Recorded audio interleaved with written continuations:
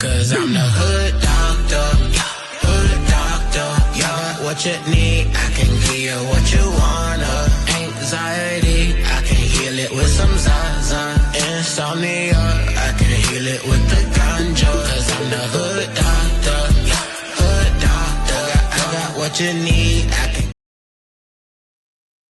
What up, y'all? Welcome back to another episode of Diagnosis Doctor's Orders, where we examine relationships under the microscope to separate love from toxicity. Today's patients is just a couple. They're music legends. They gave us unforgettable performance, timeless hits, and one of the greatest comeback stories in entertainment history. But behind the applause was a relationship marked by control, physical abuse, verbal abuse, infidelity, fear, and survival. This is the case of Ike and Tina Turner. Was it love or was it trauma disguised as commitment? Grab your chart because today's diagnosis may hit closer to home than you think. What's love got to do with it? The Ike and Tina Turner case. Clinic is now in session. So let's get into it, y'all. Let's get into it. You know about the clips. Everybody knows about Ike and Tina. Like, don't play with us. Like, you know what I'm saying? Y'all know. You young, old, you've heard of it. You've probably seen What's Love Got to Do with It. You've heard something. So I don't want to hear that. And if you haven't, go ahead and get ready to listen in. You know what I'm talking about? So let's get into it. You know I brought the clips. Felt was nothing. I just felt, happy he's off the planet, because then I didn't know when he would show up at my door or when he would show up, period. And after he died, it was like, okay, now he's gone. Some love stories make hit records. This one left bruises, court papers, and one of the greatest comeback stories in music history. You ain't never lie, my brother. This one's gonna be good, y'all. It's gonna be long, so get ready for it. Tina Turner and Ike Turner were once sold to the public as a fiery powerhouse duo, the kind of act that looked electric from the stage and unstoppable from the charts. But behind the music was a private nightmare that Tina would spend years surviving before she finally escaped it. And when Ike died in 2007, the world naturally wondered whether she felt grief, closure, anger, or something else entirely. Her answer was startling because it was so direct, so unsentimental, and so revealing of just how long his shadow had hung over her life. And right there is the heart of the story. Before we start, drop a comment and tell us this. Do you think real closure comes from forgiveness, distance, or simply knowing someone could never hurt you again? I think simply knowing someone can never hurt me again is real closure. Like distance, cool. But I think that just really tops it off, knowing they can never do it again. That's my answer, y'all. Answer in the comments, please. What Tina Turner said when Ike died says everything. The duo. I'll tell you what. I know, I'll tell you what. I want you to go with me sometime like I go with you. Okay. I'll tell you what. I don't want to go this time. No, you got it. No, I want to go when I want to go. Same way you do. No, you got it. Don't want to be forced. No. Long before she became a global icon on her own, Tina Turner was Anna Mae Bullock, a teenager with a huge voice and a gift that was impossible to miss. She met Ike Turner while he was leading the Kings of Rhythm, and what began as a musical opportunity quickly became a personal entanglement that changed the course of her life. On the surface, the partnership looked thrilling. They made records, toured hard, and built a brand around energy, chemistry, and raw force. Songs like A Fool in Love helped launch them, and the Ike and Tina Turner Revue became known for explosive live performances. To audiences, they looked like a perfect storm of talent. But Tina later made clear that the reality was very different. In her own telling, fear entered the relationship early. She described one of the first violent incidents as a moment that taught her exactly who Ike could be. That fear, once planted, shaped years of silence, compliance, and survival. By the time they married in 1962, they already shared a child, a career, and a tangled family life. She later says she did not feel truly free to refuse him. That's what makes the image of the glamorous duo so misleading. The music was real, the success was real, but so was the control. Life behind It was crazy because it's like if you know, and you seen some of it, then you know that he didn't even have no help. Like mama was, you know what I'm saying? They gonna probably get to him. Mama was helping. You know what I'm saying? Helping that man, it was crazy work. You ain't even got your mama, you feel like you ain't got nothing. You already know. the curtain. You admit that you have slapped Tina before, but why, Ike? She would be walking around looking sad, with a lip drop, and I keep asking her, "And what is the matter with you? What's wrong?" He was always, nothing. And it would go on for a day or two till finally, when the don't you? And then this is where I would slap her. That's crazy. Like he said that he was being recorded. He is in an interview, y'all. You know he ain't give a damn. But you know what? Old school motherfuckers was like this. You know what I'm saying? Old school generation, bruh, was definitely like that. You know, definitely like that. If you know, you know. If you don't, you don't. But man, it was like that. Or something. Then she would change her mood or attitude. As their fame grew, Tina said the abuse grew with it. In later memoirs and interviews, she described black eyes, a broken jaw, burns from hot coffee, constant cheating, and a life where humiliation could appear at any moment. The woman dazzling audiences at night was, in private, That's crazy. That's crazy. Absolutely. Oh man, just to even imagine, y'all don't even know we haven't even got started, y'all, because I definitely got plenty of clips for this. So let's continue to go ahead and get into it. We had one of our big explosions, and when we arrived at the hotel, we were opening at the Dallas Hilton, and we arrived, and there was all kinds of chaos because we were late, and I took a nap. I mean, we were late, and then he went to bed, and I said, "Sleep out," and I left. I had to leave. That was the time. Nothing was planned. I took no baggage. I took nothing. I took absolutely nothing. I had to. That is how you absolutely leave. When you really tired and you really ready to go, you don't need nothing. You ain't gotta wait to get no money. You ain't gotta wait. You ain't gotta pack no bag. You will absolutely leave without anything. That's how you know when people say tired, that's how you know. See, some of y'all ain't never been tired. Maybe a small purse with a credit card or something, and that's all. Were you scared? Yes, I was very much afraid. As I walked, I took the staircase because I was afraid some of the musicians would probably see me and be able to tell like that. Well, yeah, I saw her. So You heard what she just said? She said, I took the staircase. Now, I wondered why a certain individual didn't take the staircase. Girl, you should have been listening to Tina Turner. Tina Turner just told you, take the staircase because you don't want nobody to see you and recognize you. That's why she didn't get in the elevator. This ain't got nothing to do with nothing. But if y'all know what I'm talking about, y'all know what I'm talking about. And I'm going to continue though. took a back stairway, which I didn't know anything in those days. I didn't even know there were back stairways. Maybe I didn't think ahead. And I took the stairway, not knowing where it would end up, and I ended up in the back alley of the hotel, which is really scary. And I started running, and you know how you see the movies, and the faster you run, the faster you start running. You know, you continue. And I arrived at the freeway, and I thought, how am I going to get across this on foot? You know, you don't cross the freeway on foot. And I just dashed across. I just got across the freeway, and I walked into a Ramada Inn with this big face out to here. I was looking like some horror monster, and I just said to this man, "Can I see, the management?" I said to him who I was, that I had a fight with my husband, that I should be opening at the. I just told the truth, and the man.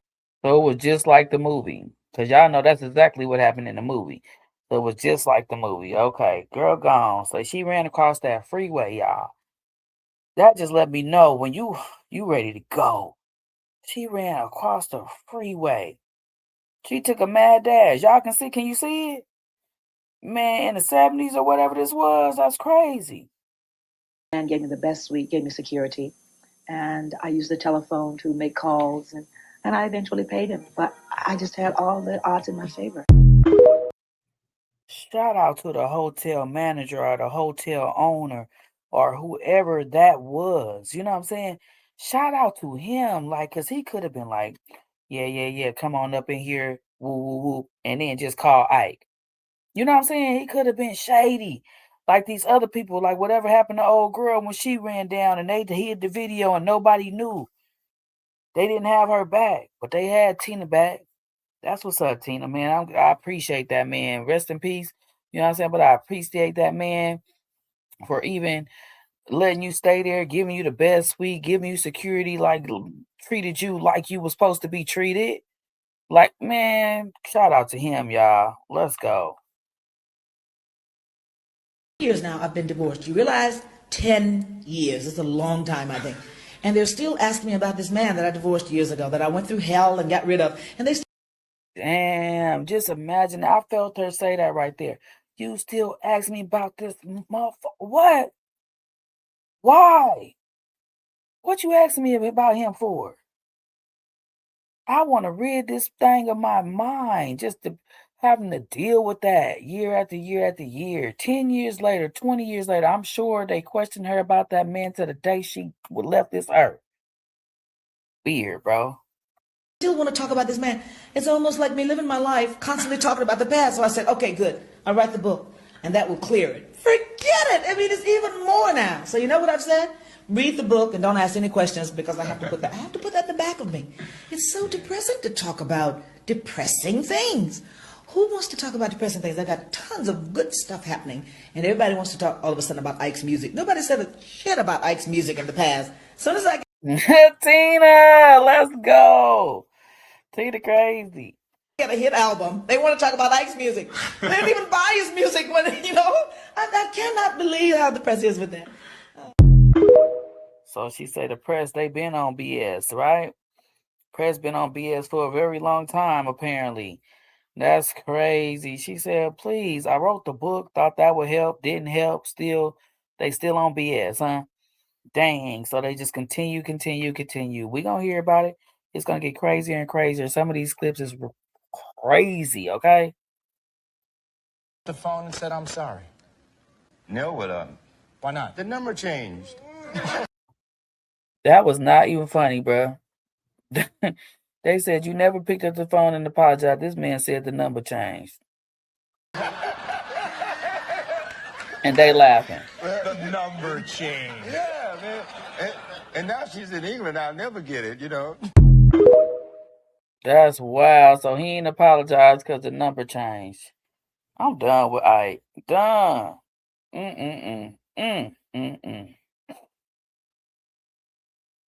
Admit that you have slapped Tina before, but why, Ike? She would be walking around looking sad, with a lip drop, and I keep asking her, "And what is the matter with you? What's wrong?" And it's always nothing.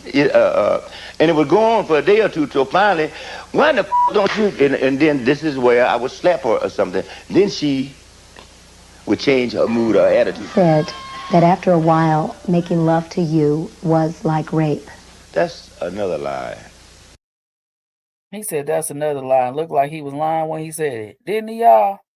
Look at that face. He said that's another lie. Boy, nah. She wasn't lying. We seen that TV scene. Boy, that chick, I swear, boy, they ain't missing no hole. Look. He wanted to call her a B so bad. That's crazy. He hated her. Even after. Okay, because when she left, the money left too. Like, you ain't nobody without her. Nobody came to see you, Otis. Oh, you could tell he probably just stayed mad. That's crazy. If there's anything, man, I never even had time. I wanted to make love at home. I mean, unless it was through guilt that I don't. Do you ever regret anything that happened between you and Tina? No, but I don't see why I should be put down on whatever I did for 18 years that we were together, man. It fed us, it slept us, it raised our kids, it put them through school. So he feel like he shouldn't be held accountable because they had a little money. So he did what he had to do for the family. That's crazy. Wow. Oh, this is good. I knew it would be good too. This is crazy, y'all. Oh. I mean, everything happened for a reason, Tina. Dang. So at one point he was okay. He wasn't always bad. Right. Well, you can't they won't reel you in if they start like that. They gotta start off a different respect. Respect to you, Tina, for that. Dang, yeah, it was your life. It was still your life. Oh man, this is gonna be good, y'all. Ike, of course. How hard was it to get out of that abusive and dangerous relationship? Well, it was very difficult and dangerous because Ike was a violent person, and at that point he was on drugs, very insecure. Why was it you decided now I can take no more? Had something specific happened, or was it just the build-up over the years? It was just time to not take anymore. It was constantly abusive, other things going on. There was no control, there was no freedom. It was just the sameness, and the violence, and continuous BS. Oh, 18 years too? Left and right, punches and all. Crazy work, man. Whew, wouldn't want to have to go through it. Or you had to do it.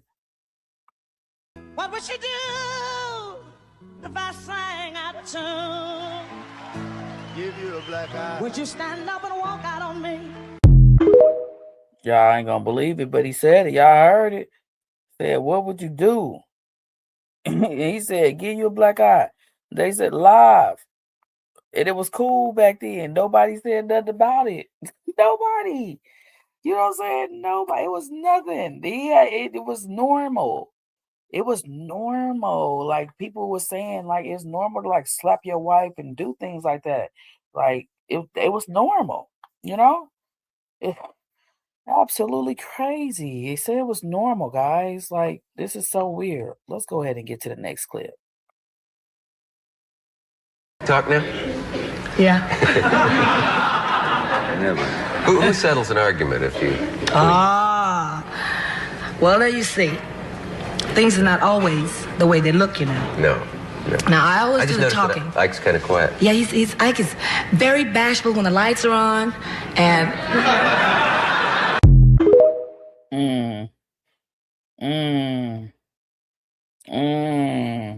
Right. When that lights go off, you know what I'm talking about? It's gonna get real, huh? That's crazy work. Okay. So they said Tina was trying to tell her something. Slap Tina before. And I keep asking her, and what is the matter with you? What's wrong? And it's always nothing. And it would go on for a day or two till finally, why the don't you? And then this is where I would slap her or something. I would say this: I would do no more to Tina, and I did no more to Tina than I would want somebody to do to my mother. Tina Turner. He said, I did no more to Tina than I would want somebody to do to my mother. Now y'all probably thinking, Ty, why you done had about 3 clips with that same thing? Because they all had different stuff at the ends, guys. Please don't. Okay.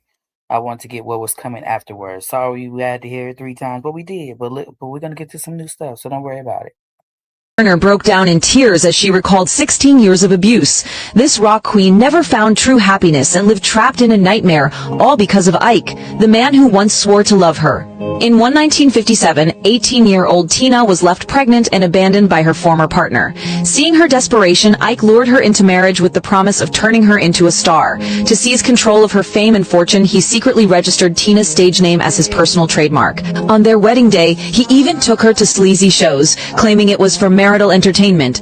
As Tina's fame grew, Ike was eaten up by jealousy. He beat her often and... Dang, that makes sense too. It reminds me of another episode we got coming up where it seems like the couple had a little jealousy. The man was jealous of the woman. Oh, that is so crazy. That is so crazy. You were good, and then you brought somebody in your group better. Hey, that's man. Look, you seen that talent and you thought it was just gonna work for you. You shouldn't have did that.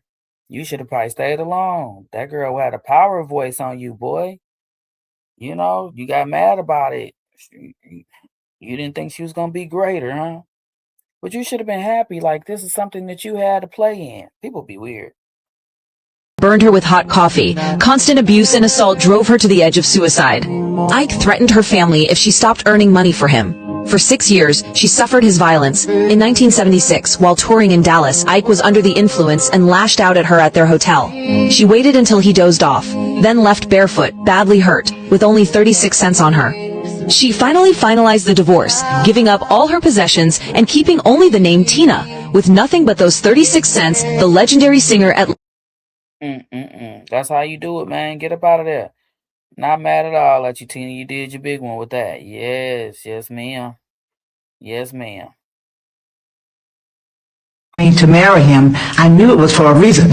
But I had to say yes, I knew, or it was going to be a fight. Why do you think you found yourself thinking about him, someone who caused you so much pain? Yes, it absolutely did get really loud, guys. It was cruel because he depended on me. He didn't like that he had to depend on me, and I didn't want to start a fight. Tina Turner broke down in tears as she recalled 16 years of abuse. This rock queen never found true happiness and lived trapped in a nightmare, all because of Ike, the man who once swore to love her. In 1957, 18-year-old Tina was left pregnant and abandoned by her former partner. Seeing her desperation, Ike lured her into marriage with the promise of turning her into a star. To seize control of her fame and fortune, he secretly registered Tina's stage name as his personal trademark. On their wedding day, he even took her to sleazy shows, claiming it was for marital entertainment. As Tina's fame grew, Ike was eaten up by jealousy. He beat her often and burned her with hot coffee. Constant abuse and assault drove her to the edge of suicide. Ike threatened her family if she stopped earning money for him. For 6 years, she suffered his violence. In 1976, while touring in Dallas, Ike was under the influence and lashed out at her at their hotel. She waited until he dozed off, then left barefoot, badly hurt, with only 36 cents on her. She finally finalized the divorce, giving up all her possessions and keeping only the name Tina. With nothing but those 36 cents, the legendary singer at Y'all gonna be mad at me. Tell me why I played that twice. And I am not about to edit it. I swear I'm not. I just can't. The musicians, Ike's just really cutting up back there sometimes. You know, I'm serious, really singing a song almost in tears, and he's back there jabbing, having them to laugh. But I don't like when Ike gets to laugh because they're right out there with me and they're sort of representing me, you know, and then they're all sniggling and everything. It just throws the whole thing off, you know. But, you know, like, you can't tell Ike what to do. But He said you can't tell Ike what to do. But you know, they do have fines for things like. You do have fines. Oh That's yeah, okay. they do. For instance, like here's some of the girls that sort of tacky. They don't like to really do their hair. You know, they say, well, it's enough of a curl in it. I can go on. Or you know, they have a tendency to want to look great in the street. They don't want to put forth any efforts to the stage wear. So you have to really stay on them all the time about little things that they really need. And so little things like that is what I really get them for. But other than that, So you are a disciplinarian. Oh, so she was getting on the girls. Right? Well, she had to get on the girls because if the girls didn't look good and he had a problem with it, then it was gonna be a problem. Ike? Are you glad to be here? Ike looking high. Yeah. Okay. Ike didn't give a damn about being there. Ike was ready to go. Like, girl, how much they paying us for this? Cause I got my connect on the way. We're gonna meet us right outside. Ain't that how it look though? For real, I got my connect right outside. You know what I'm talking about? This, if you look at Tina, you see any little scars? She said I broke her jawbone. If you ask a doctor can tell you, if I broke her jaw, no way is she going on stage. You admit that you have slapped Tina before, but why, Ike? She would be. Man, if you scared as hell, you still going on that stage. Ike, stop lying.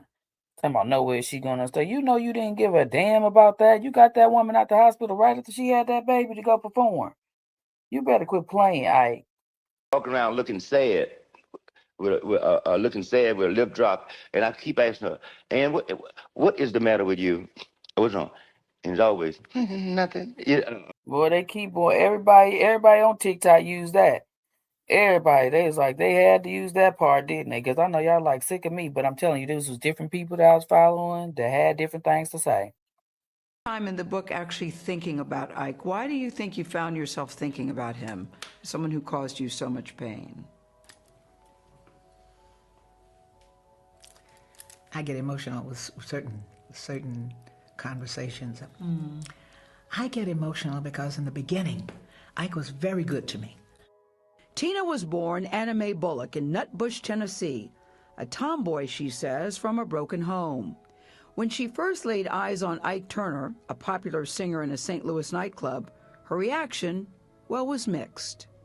I thought he was the ugliest person I'd ever seen. Not ugly, I'm weak.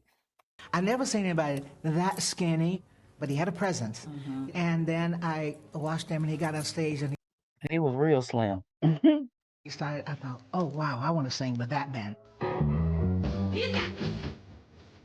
Soon she had her chance. But when a song she recorded with Ike caught the eye of a label executive, that was the end of Anna Mae.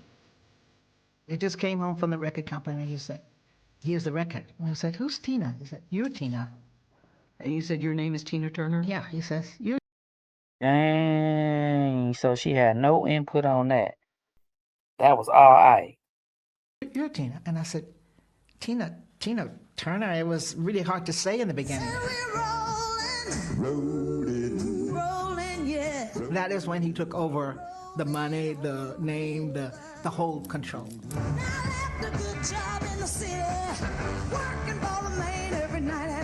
The Ike and Tina She was definitely working for the man every night and day. Most definitely she was. Turner Review became one of the most successful acts of the late 60s. Tina says she faced competition from other big female singers. But I was the only one that danced. And I remember Lily Richards said, Tina dances. You know, it's hard for us to compete with her because I always did the twist. I always danced on stage. When I was a little girl, I had a rag doll. But you had that voice, too. And I had the strange voice that most girl singers didn't have. Right, she definitely had a different voice that they didn't have. Like, man, you know, look at her right there. That's it. She had that, opening that mouth wide, getting it out. You know, she came from gospel. You know what I'm talking about? Y'all already know. How does your voice sound to you? Deep, and even it goes deeper. So, do you like your voice, Tina? Do you think you have a good voice? You know, in the beginning I didn't. I thought it was kind of ugly because it didn't sound like Diana Ross. But then afterwards I thought, yeah, it sounds like the guys. Okay.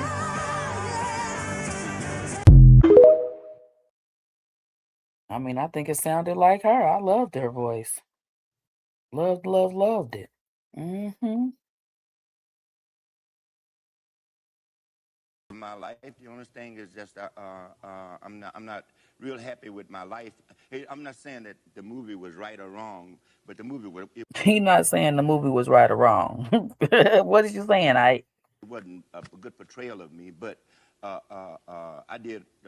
I was very inconsiderate with my wife, talking about Tina. Mm-hmm. I was inconsiderate as far as women is concerned, but all the other stuff, we just go over that. Yeah, but I mean, you were. Look, he got older and older and still was an asshole. It did not never change. Y'all don't ever think these men gonna be changing, y'all. Better take them as they are. Violent to your wife. No, I would no. I'm very demanding, and when I say demanding, when I say were like physically. You are denying that you were physically violent to her. No, I have slapped her. She have slapped me. She have kicked me. I'm not put up. But when you together 20. Okay, she say he say they was hitting each other. Okay.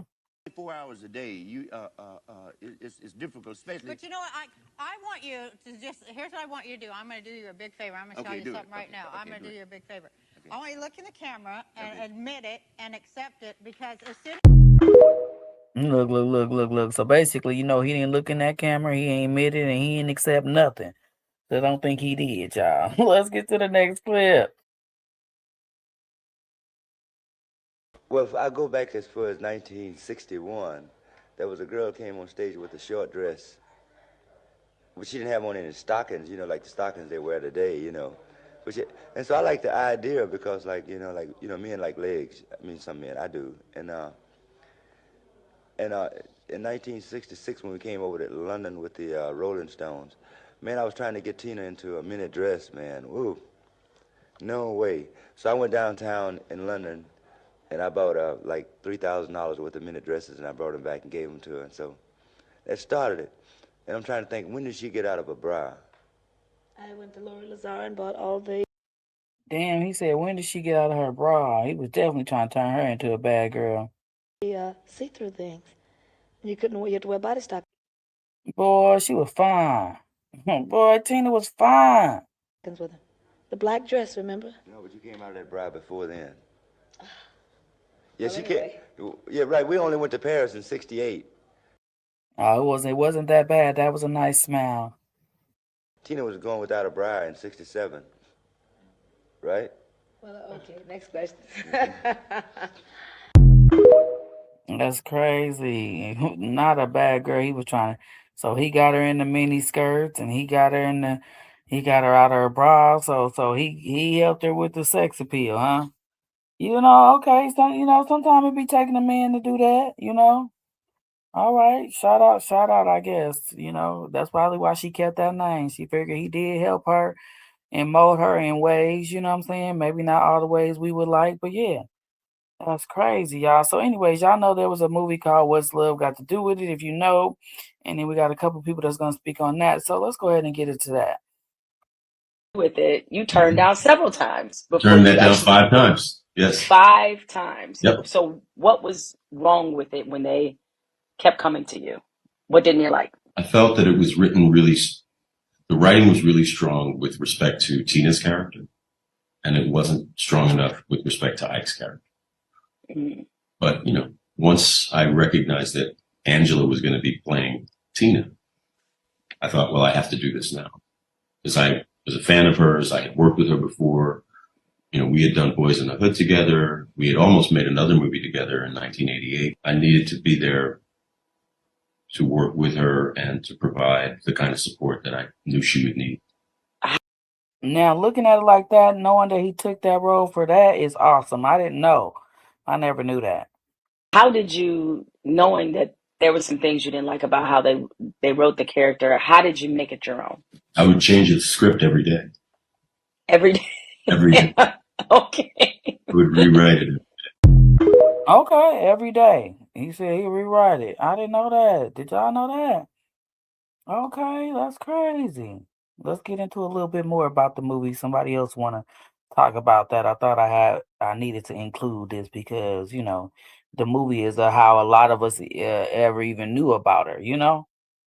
If you didn't know about the songs because your family didn't play that, then once you got this movie, that's when you knew. Got to do with it was a lie. I'm watching What's Love Got to Do with it. I haven't seen it in years. And as I'm watching it, I'm like, let me research some stuff because I love a good research. I love a good So he did a little research, y'all. So we're gonna ride with him. fact. I love history. Come to find out that the writers of the movie just put together and omitted so much stuff. Like Ike and Tina were friends for years before they ever had any romantic relationship. And they considered each other brother and sister. Tina's first kid, Craig, is by the saxophonist of the band with Ike, who was Ike's roommate at the time. What? Okay, he giving out some gems. Now we do know that Ike is not her first baby father. Well, he lived in Ike's house, Raymond Hill. The movie act like the first kid was by Ike. Tina used to be with Raymond at Ike's house all the time with Ike. I thought it was Ike's oldest child in the movie and not hers. So that's crazy work. Ike was with his girl at the time, Lorraine. Raymond Hill did Tina dirty. He was a dog. He wasn't physically abusive, but he did everything that you could do. But the movie just omitted all of that. Ike and Tina said that Ike has mental issues, has always had mental issues. Every girl that she's seen him with, he's been physically abusive to them, which was so interesting to me. Tina even said the movie that she couldn't even finish watching the movie because it was so many lies in the movie. I said, what? I've been watching this lie thing and it's real for years. Tina said she ain't like the movie because it made her seem like a victim her whole life, and that's just not what it was in the 16 years she was with Ike. They said they omitted all that stuff out because they wanted to focus on Tina and Ike and Tina being a victim. So what's a lie got to do with it? He said, what's a lie got to do with it? I'm absolutely done with him. Wow, okay, and see, they about to talk about the kids right here. So since we just led into that kid thing, let's go ahead. Tina Turner's 4 children, where are they now? Number 1, Craig Raymond Turner was born on August 29, 1958, to Tina Turner and saxophonist Raymond Hill. Raised in Mississippi, he completed high school and served in the Navy before becoming a real estate agent. Tragically, Craig ended his life on July 3, 2018, at age 59. Oh, that's so sad. Military does that to people, but it could have been so much stuff for him. Tina scattered his ashes off the California coast, expressing her eternal love for him. His emotional struggles were partly due to the trauma of witnessing his mother abuse by Ike Turner during his formative years. Number 2, Ronnie Turner, born on October 27, 1960, was the only biological child of Tina and Ike Turner. He played bass in manufactured fun. Oh, they only had one child together, so one of them was her kids and the other one was his kids, so they all had separate kids. Because in the movie, it does show that the girl brought them kids back and left them with her. I do remember that. Okay, so they just had a little blended family. And appeared in the 1993 biopic What's Love Got to Do with It? Despite struggles with drug issues, he married a feeder Turner in 2007 and had 2 children. Ronnie passed away from colon cancer on December 8, 2022, at 62. Tina and Afida expressed deep grief over his loss, reflecting their enduring love for him. Number 3. Ike Turner Jr., 65, born to Ike Turner Sr. and Lorraine Taylor. Ike Turner Jr. was adopted by Tina Turner, who raised him from age 2. Despite winning a Grammy for producing his father's album Rising with the Blues, Ike Jr. became estranged from Tina and hadn't spoken to her for over a decade by 2018. In May 2023, he was arrested for crack possession.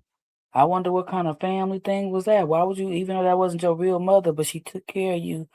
What happened? Did he choose his daddy's side? Like, what happened? Damn, all the kids went through something, huh? And tampering with evidence. Number 4, Michael Turner, 42, born to Ike Turner Sr. and Lorraine Taylor, was adopted by Tina Turner. After his parents' divorce, he struggled with emotional distress and addiction. He now lives in a care facility in Southern California, facing health issues like strokes and seizures. Despite his challenges, Tina supports him financially, but has not visited him personally. Well, y'all know that was old because, of course, he's deceased now. So whenever that was, you know what I'm talking about? Yeah, I know. This whole thing, this whole thing is old. So why am I even saying that? All right, y'all, let's get into it. We got a couple more clips. Y'all know how we do. I told y'all this one was going to be a little bit long, but it was going to be good. I can't help but remembering seeing you on the news many times like this. You know, I mean, because you had a few problems with drugs. How's that coming along? Well, you wouldn't believe this, man. 13 times I've been arrested. Not once have they ever found me with any drugs. What he say? I know what Arsenio said, and it's kind of low, but I heard Arsenio. I don't know what I just said. So just Not once. 13 times? Yes. It's a lot of times. Yeah, right. 4 times was baking soda. So you were snorting baking soda? Oh, not baking soda, y'all. Come on now. No, wait. No, the baking soda was in the car. One time it was in a girl's bag in a little, I think it was quinine bottle. Mm-hmm. It was in a dancer's bag. And anyway, they won't test it. And what reason was that? So she could put her purse in the refrigerator when you got home? Or I have no idea. She just had baking soda in her purse? Yeah, my son left something in my road drawers that time. That was the first time they got me. Yeah. You know. Why did your son do that? And now you asked me something I don't know. I mean, was it a prank or something like that? Like, I want to get Dad busted for coke, you know? It's like... No, but like it would have been the 5th time, but police stopped me about 6 months ago, and but he was a nice guy, and he called the sergeant down with some testing equipment, and he tested it and let me go. And it was baking soda each time? Not all 13 times. Oh. I said 4 times. Four times was baking soda. Yeah. So are all the charges and illegal things in your life pretty much smoothed over? Yeah, pretty much, man. Everybody think I'm in jail now, Man, what? Bruh, high was high right there. Most definitely. I don't know what he said. All I know is what Arsenio was saying, and it was something about some baking soda, and I can't wait to play this back so I can hear it scrambled up again. But anyways, let's go ahead and get into our last and final clip, y'all. We have made it. Alone last week, so if you don't want to talk about it, you just tell me you don't want to talk about it. And I ask you, do you remember the first time Ike hit you? And you told me the first time. Do you feel comfortable telling people that? Yeah. Okay. We didn't talk about it. When I recorded the song A Fool in Love, Ike took it to New York, Juggy Murray of Sue Records. He said, why don't you keep it with the girl's voice? I like it. And then Ike, he hadn't considered that. So then Ike's problem was he was a musician that always wanted to be a star and was a star locally, but never internationally to travel. So he then changed the name to Ike and changed my name to Tina because if I ran away, Tina was his name. It was patent, as you call it. So he could own you. So he could own me. He was smart. He was an educated smart man, but he has a common sense and a really strategy and con. So he owned you. So he came back. He said, and con. He was a con man. I didn't even know that that was the name on the record. Hey, he looked like a hustler, though. He gave that look for sure. And so I started to feel something, and he started to touch me. I really didn't like it because that was my brother. That was my friend. Actually, maybe I wouldn't have been here today if I had not got a relationship with him, because we were very close as friends. So you Okay, so that confirms what the other guy just said, that they was friends. Then you said he abused all his women, so that's kind of weird. If you was his friend, then you knew that, or if maybe she didn't know that part. weren't even his girlfriend. That's the point I want everybody to know. It was just control. I had sex with everybody around him over. Everybody's wife. So then I said to the woman that was helping him at the time, I said, I don't want to do this. I knew how Ike was. He had he always fought. He always fought women, men, everybody. And my instincts told me I was moving into something that wasn't going to be good. And so she went in and told Ike. Yes. Damn, so you had that intuition like a mug, but it was fame and stuff too, so you still got caught up. Damn. So then she said, Ike want to see you. So I went into his room, and he started that. He had a sick way, I found. And he started it with, what are you trying to do to me? And then the next thing, he would pick up something, because, if you play guitar, you can't fight and play the guitar, so he always fought with something. Yeah. And then against the head, always the head, with a shoe stretcher.